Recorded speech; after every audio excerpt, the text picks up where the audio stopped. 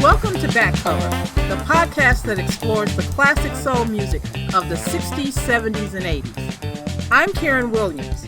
Join me and my co-host Steve Williams, and no, we're not related, as we flip over the album covers and share stories of the movers and shakers that created, wrote, and produced those classic soul sounds.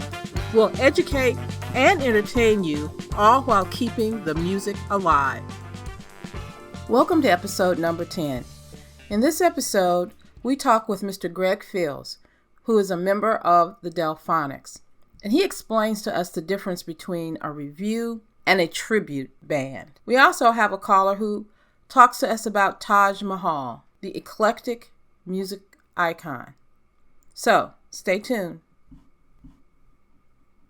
Greg Hill, how are you? Hey, how y'all doing? We're doing pretty fine. good. How are you? How long have you been with the Delfonics? Were you with the original Delfonics? Well, I was with the original group for about 16 years. Okay. So I got on the road with my Delfonics review, and we've been, touring ever since. Okay. So did you perform with one of the brothers or just both of them? Yes. I performed with Wilbert Hart. Because the two brothers, their names are very familiar. Yeah, William Hart and right. Wilbert Hart. Yeah, we down on that. That's not a problem. Yeah. We know that part. We're just trying to find out now, are you after Major Harris or before or? I'm after Major Harris. Well, actually, Major, I was there with Major because these guys jump from group to group here and there. Major would sing with Will. Major would sing with William. So it's been a back and forth thing with a lot of these guys. Okay. And so I was definitely around on and off when Major was around. Yes. So you and Major sang with Wilbert or William? I sang with Wilbert. Okay. Major sang with William and Wilbert. And Wilbert, right. I know that part. Okay. Mm-hmm. Okay. Right. So how did you get your start in music? Did you start with the Delfonics or? I'm a bass player by trade. I'm a bass player. Okay. And so at the time, I played with New Edition.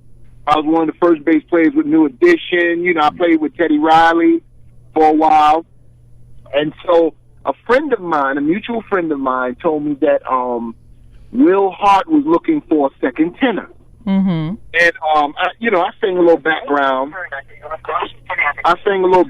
And stuff like that. Okay. But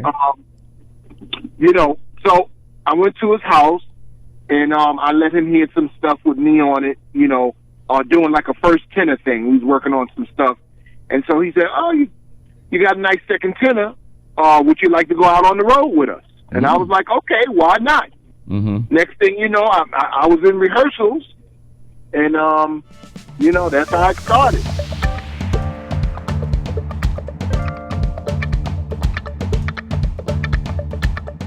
They put review on there, but I tell them my contract does not say review. My contract says Greg Hill, Delfonics Live. Oh, okay. Review. Some of these guys, I'm going to be honest with you, some of these guys have turned the name review into a bad name. Oh, my goodness, yes. Yes, we've been talking about that. There's a lot of groups out here claiming to be reviews and this, that, and other, and it's horrible. And what constitutes a review? What constitutes it? Well, honestly, a review is anybody just singing some classic song. They can call it a review. And they can legally do that? They can legally do it because they put review. They can say review, and it's up to the ticket buyer to distinguish what from what. That's why I put my name on it, Greg Hill Delfonics Live. Okay. I do not put review. My website is the delphonicslive.com. I don't use that review anymore because it just turned into a real nasty bad name. Right. You don't know. I have a great respect for you right now. Because we've been arguing back and forth with that the whole time. I'm just telling the truth. Okay. But it's how it's supposed to be, how it was supposed to be back in the day. A review group was supposed to be at least one member. one member, an group. original member, or a member that sung with an original member. Exactly. That's what it's supposed to be. But now things have taken a drastic change. And you know something up when all the original members are dead and somebody's talking about, we're the original. No, brother, you know. Yeah, no. I never, ever say that kind of stuff because that's just crazy. That's just crazy. It is. Right. It is. Man. Let me just make a little plug. In 2020, my book is going to be released. Ooh. It's basically a book about from the beginning when I first started working with the Delfonics and what happened when I left the group, all the legal battles and going to court and all the foolishness. And it's basically a book for a lot of guys like myself that get involved with these groups that back in the day, let's just keep it real, they all got robbed. Yeah. Every last single one of them got robbed. One way or the other. Yep. What they're doing is basically doing the only thing they know how to do. These guys in these groups are basically getting robbed. Okay? Yeah. But what bothers me is that you got two blood brothers. Both of them are alive and kicking. Alive, and they won't come together. If you got robbed yesterday, now you can get paid. Well, you know what? They have tried it. They have tried it over, and the two of them can't get along. But you know what? What I blame it on is simple. Let's just keep it real. Ego. When you're not very educated, and you come out the projects, but you keep that same mentality, it's hard to get ahead. It's hard to move forward. And that's one of the reasons why I left, because it was too much nonsense. I'm not for that. Okay. I don't play that. I ain't got. So that's why my book is all about what I went through, my history, and also it's a basic kind of guide for guys like myself that get in these groups for them to know exactly what's going to go on. And what they getting into. All the little, let them know. You got to learn this business to understand what's going on. Yeah. The name of the book is Didn't I Blow Your Mind? Oh, just to let you know. Perfect. What? It's going to be some stuff in that book. Oh, it could be another title, over and over again. Yeah. Well, let me ask you this question. Yeah, go ahead. And then we're going to let you go. But why is it that, again, over and over again, there's so many examples that these people these young kids and all of the rappers and everybody could look back on? Why do they keep doing it over and over again? Because when you are born into, I'm not going to say poverty, but when you're born into situations where there's not a lot of money, not a lot of opportunities going on, and somebody coming at you with all kinds of money, anything looks good. Okay. Yeah. Oh, yeah. You know, anything looks good. They can come at you, okay, I'm going to get you a little condo, put you in a little car. Yeah. Who's going to turn that down? Yeah. And they don't know, they don't own any of it. It's just lease. Right. Listen, exactly. And so, therefore, like I said, I have a company in New York. It's called Soul One Entertainment.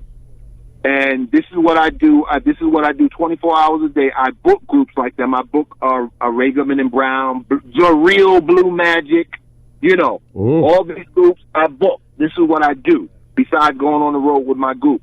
So I have learned everything that I need to know and still learning every day.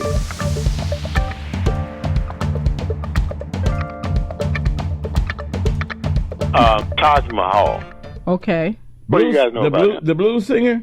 Well, you can't buttonhole him. You know the thing? Right. You couldn't tie him down to anything. Yeah, blues, jazz, reggae. He was not, I wouldn't say weird, but he was very unique. Yeah, he was. I told my daughter a few years back that he was on my bucket list. I wanted to see him live. And so I scheduled vacation. When I was working, I scheduled vacation to see him 2 times. Both concerts were canceled because they didn't sell enough tickets. Right. One was in Memphis. I was going to go down to Memphis to see him. Yeah. The concert was canceled. Then I was going to go to Toronto to see him. So I told my daughter, I said, I got this guy on my bucket list. I really want to see him. And so she kept watching and watching. And so I finally got to see him at Ravinia of North.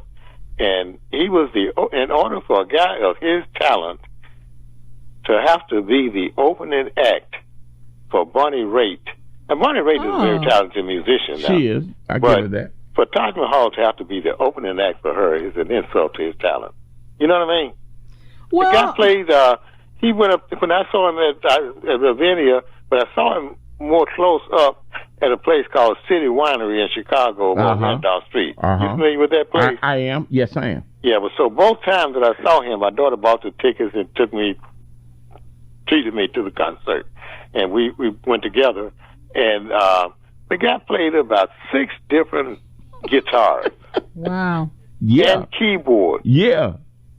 And when the lights went on, my daughter told me, said, Dad, you notice we're the only black couple in here.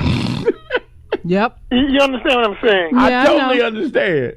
Just a lack of appreciation for our own music. You know why but that's why I'm so glad that they've started that. Did you hear me yesterday talk about the National Museum of African American Music? Yeah. They're getting ready to open in Nashville. In Nashville, of all places. Well, it's a music city, so, you know. Country music. Yeah, I know. And I was really upset about that because I think it should be here, somewhere up here. But anyway. It should be in Memphis. Okay, Memphis. I give it to them. Should be part of Beale Street. Yes, I agree. Come on. If it's going to be somewhere down there, it should be. It should be in Memphis. But hopefully, artists like that will get their due in somewhere like that, because we're losing a lot of artists like who are very unique and have various niches that created helped other people develop what is considered cross-cultural music. You don't hear very much of his stuff on the air anyway either. You don't hear any of his stuff on there. Well, you know why? Because he don't fit in the genre. He is so unique. Right. All right. Now I'll say this about Taj Mahal. Taj is kind of like he's kind of like a Bill Withers / Bob Dylan / Muddy Waters / Jimmy Reed / what's the girl name? What girl? The young lady. She's like a folk artist too. Oh, Stacey Chapman. Tracy Chapman. Chapman. He kind of like all of them wrapped up in one, because you don't know where he's coming from, and sometimes I've heard people say, "Man, he sounds so good when I'm high." Yeah. when they're high. Yeah. Really? Yeah. Yeah. I listen to him straight up. But now, did you get a feeling though? Did you finally etch him out of that bucket list and put somebody else there? No, I still, if he comes anywhere close around, I'm going to see him. What was the ticket price for him? Yeah, I don't even know. Okay, I don't even know. I got it. But now he opened for Bonnie Raitt. Yep. You know why? Why is that? Ticket sales. Yeah. Oh, yeah. Absolutely. He won't draw a crowd by itself. Unless it's a very intimate for a venue crowd. that size. Yeah, he needs to be in an City intimate. Winery, they hold like around 200 people. Yeah. This guy, I did a picnic, WLTH 1370, Gary, Indiana. That's our legal ID. Okay, back to this. I did a city thing last year for East Chicago. And they were doing a lot of tribute bands, and I was DJing between the bands. And there was a gentleman that they did a tribute to. He was a blues artist that played for Albert King and played along with BB and some other folks. And he's from East Chicago. I can't call his name now. But after all the tribute bands got through playing, he closed the show. It was a tribute to him. It was kind of, I knew this was coming, but I wanted to act like it wasn't going to happen. As soon as he started singing and started playing, you could slowly see everybody going, moving on. Yeah, you know, when I was younger and going out to concerts, I used to go up. You know, when I worked 3 to 11s in the mill, I get off work and I go to Chicago up to the blues clubs, reggae clubs, stuff like that. And I noticed that if you go out to, I'm not talking about these concerts in the park, the Blues Fest in Chicago. When you go to the blues clubs, when you go to the reggae clubs, you go to any like music that's associated with black or African culture. You don't see us. That music would die if they depended on making a living from us. And that's why B.B. King with B.B. King in his later years, he changed his playing style for that. No, he didn't. Let me help you out. Okay. Are you ready? Okay. B.B. King was doing the blues well. He did his type of blues, which was blues, B.B. style. Yeah. B.B. got a gig out in San Francisco. Legend has it that when he got out there, now we're talking, check this out, we're talking late 67, 68. That's about what I'm talking about. When B.B. got out there, he said when he got to the address, the bus driver said, whatever his name was, is this the right address? Yes, sir, Mr. King, this is the right address. He said, you sure? I said, yeah. Walked in, and, there was the opening act already doing their thing. None but white kids. Yep. I'm going to say this. Somebody might get offended. I'm not trying to offend you. BB no one stole the blues from us. We gave it away. Absolutely. Yep. You know why? Because some of us want to act like, a lot of people grew up with the blues, and it wasn't even called the blues then. It was just music. Yeah.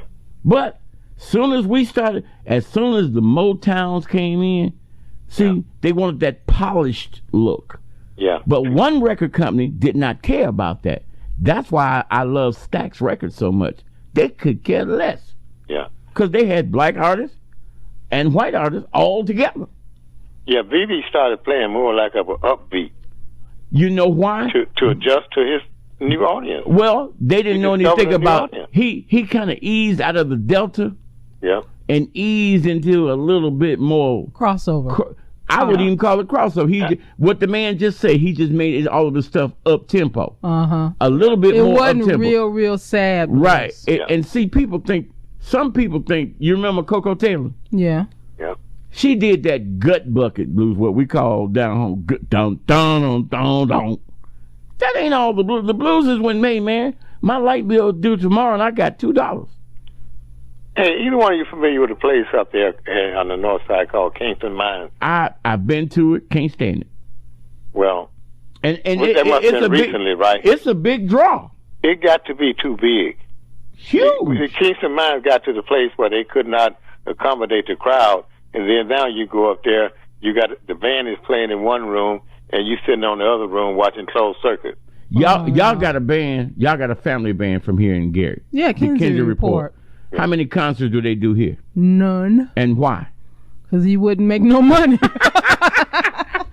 You know who told me that? Who? Mavis Staples. We were at the Purple Steer over when it was on Torrance. Okay. And I said, well, y'all doing it. Why I don't never see y'all doing anything at home? She said, baby, folks ain't going to pay to see you every day when they can see you walking around. That's right. Tyrone Davis said it. The Dells. Most of their big shows were out in San Francisco. Yeah, Donna Kinsey played with Bob Marley and the Wailers. Come on. Yeah. Did you know that? Yeah. I didn't know that. He was at Bob Marley's house when they tried to assassinate him. He ran out the back door. And see, that's why I'm saying that the music thing should have been up here or... Well, you blame the generations because a lot of the people that came from the South wanted to get away from that. I don't listen to no blues. I don't love no blues. And then now I have this argument every time. Tyrone Davis, Johnny Taylor, Al Green, they ain't never been blues artists. They were R&B of their time. Right. They may have sang some bluesy-like songs, but they were never... Well, I figured if my mama listened to it, it had to be the blues. Yep. You hear that. Hey, good talking to you guys. Okay. Take care, my brother. Man. Well, so he mentioned Taj Mahal, and Taj Mahal's real name is Henry St. Clair Fredericks. And where's he originally from? Harlem, New York. Ooh. And he grew up in a musical family. So his family was very entrenched in musical. His mother was a member of a local gospel choir. There you go. And he's also Afro-Caribbean. That's the end of this week's podcast. Don't forget to like and subscribe. We'll see you next week.